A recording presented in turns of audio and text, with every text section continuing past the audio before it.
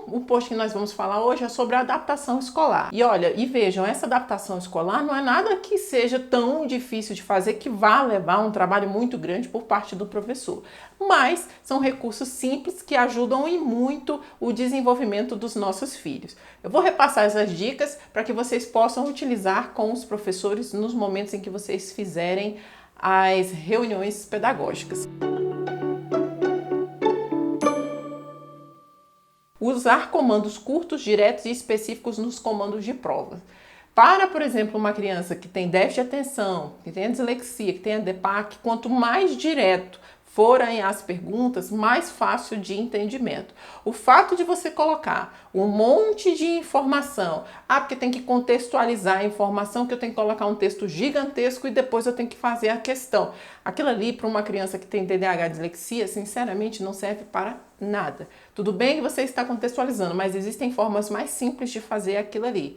Então, peça para que o professor, para que a escola utilize os comandos mais diretos. Por exemplo, quais são os objetivos da Revolução Francesa? Quais são os objetivos da Inconfidência Mineira? Tá?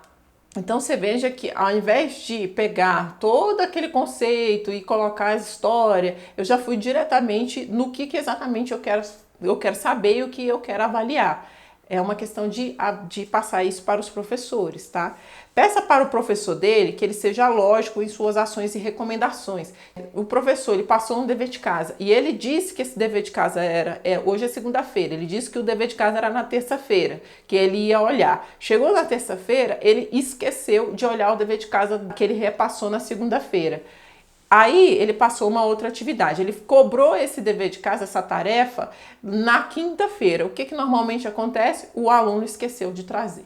Então, para uma criança que tem déficit de atenção, ele foi embora. Para ele era terça-feira, ele colocou aquilo na cabeça. Ele não vai lembrar que ele tem que levar aquilo ali na quinta-feira. Entende? Então, assim, às vezes não é por má vontade que o professor faz isso, não. A dinâmica de escola é muito rápida, são várias turmas. Então, é questão de conversar com o professor. Professor, por favor, quando você pedir uma atividade, uma tarefa, especifique exatamente o dia com clareza para que meu filho possa trazer essa atividade.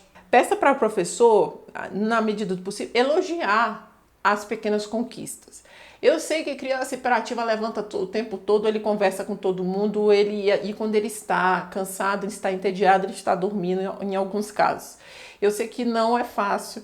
Eu sei que é uma forma de aprender diferenciada, mas peça para que o professor não valide somente as posturas negativas. Se naquele dia ele conseguiu ficar 5 minutos sentados, 5 minutos, valorize aqueles 5 minutos. Peça para que o professor faça o reforço positivo. Funciona muito com as crianças, tá? Combinados têm bons efeitos em sala de aula. Para que seu filho seja motivado, então normalmente é legal que o professor faça combinados com ele. Vamos fazer o seguinte: você pode levantar e beber água 2 vezes na minha aula, mas você não vai conversar com o colega do lado e nem vai poder falar na hora que eu estiver falando. Pode ser assim? Então, combinados, normalmente para uma criança que tem TDAH, que tem hiperatividade física, funciona muito bem. Até para que tenha hiperatividade mental. Tá? E para a criança que tem hiperatividade mental é até mais delicado.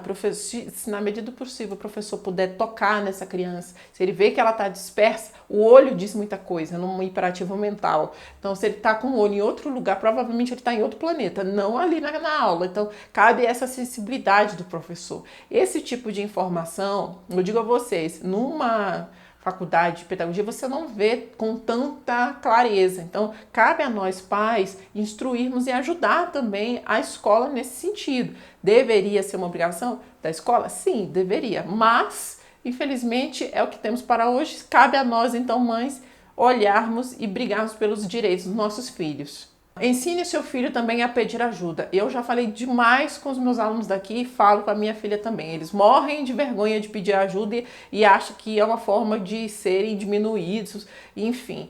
Mas, por exemplo, um aluno meu, ele faz prova com ledor, ele estuda de manhã e faz sempre prova com ledor. Ele foi fazer uma reposição de prova e aí no período da tarde, no período da tarde era outra coordenação. Ele fez a prova e não tinha um ledor. Eu olhei, quando chegou a nota, eu falei, não, tem uma coisa estranha. Porque você sabia. E eu perguntei, ele respondeu para mim. você fez essa prova com ledor? Não fiz. Eu falei assim, e cadê o ledor? Não chamaram o ledor. Passou o tempo, eu fui fazendo sozinho mesmo. E por que você não falou nada? Não, porque eu fiquei com vergonha, eu não conhecia ninguém. Eu falei assim, poxa vida, aí falei com a mãe foi lá na escola, olha, preciso que essa prova seja refeita, porque o meu filho não faz prova sem ledor. Então, é uma forma, a gente precisa instruir os nossos filhos para que eles falem, porque para eles é uma coisa muito comum, o problema é eles, na mente, sabe? Então, se você, e inclusive, cabe a nós pais também valorizar também as pequenas conquistas, tá bom? Então, os nossos filhos, eles não têm esse senso apurado de direitos e deveres como nós adultos temos, entende? Então, assim, é importante falar, meu filho, como é que foi? O que aconteceu? Ouça ao lado dele também, porque nem tudo é só questão de conteúdo, tá bom? O ambiente também faz diferença, então converse bem com o seu filho para saber exatamente qual a necessidade dele. Negocie também com a escola de levar fórmulas de matemática, física, química. Então, por exemplo, uma criança que tem TDAH, que tem dislexia, elas têm muita dificuldade, por exemplo, em memorizar fórmulas. Para eles, aquilo ali é uma sopa de letrinhas. E o fato deles não saberem a fórmula não significa que eles não sabem aplicá-las. Então, não faz sentido eu gastar tempo numa parte que é só decoreba, considerando que ele entende a aplicação das fórmulas. Então, considere a possibilidade de pedir para que a coordenação libere que eles levem as fórmulas escritas no papel.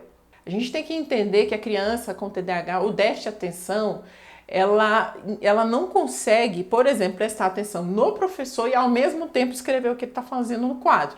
Então, existe uma possibilidade de que o professor, ou ele passa tudo que ele vai falar em formato de mapa mental e o aluno passa para o caderno e depois ele vai explicando, essa é uma possibilidade, ou ao final o aluno não anota nada e ao final ele tira a foto do quadro.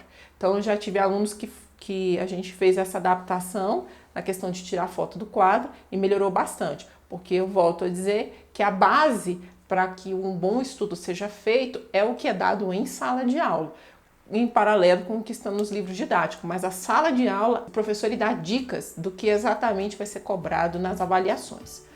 Bom, gente, então por hoje é isso. Eu aguardo vocês nos próximos vídeos. Um beijo e até a próxima. Não esqueça de clicar aqui no sininho para receber as notificações e fazer seus comentários. Vai ser ótimo conversar com vocês. Beijos, até a próxima. Tchau!